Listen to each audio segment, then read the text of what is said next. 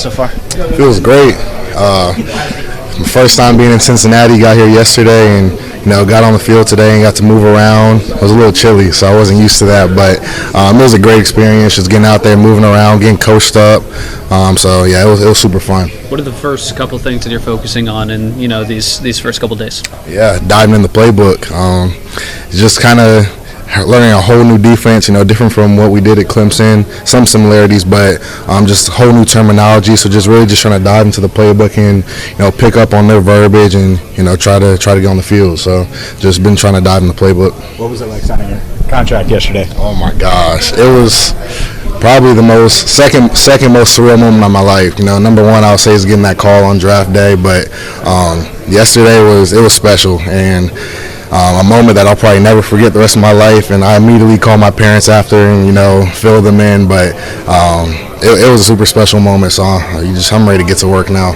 What have the talks been like with the coaching staff? Is it about expectations and maybe generalities as opposed to specifics at this point?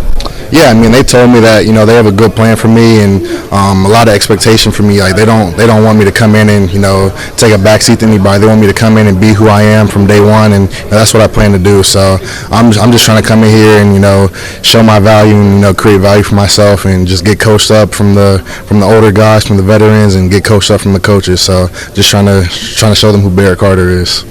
Have you gotten a chance to talk to or meet Logan or any of the other vets yet, and have they given you any advice? Yeah, a bunch of them texted me right after I got drafted, so that was actually Logan was Logan the first one?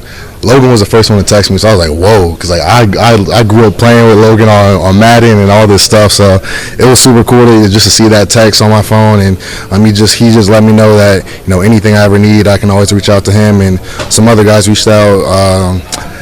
Is it Andre, the receiver? I don't know how to pronounce his name. Yeah. He reached out to me, Chase Brown, so a bunch of guys reached out. So it was super cool just to know that, I have them in my corner coming into a new place. But, it was definitely a surreal moment seeing that text on my phone for sure. How long do you think the wow factor lasts? And when that wears off, how much are you looking forward to just getting down to the business of learning?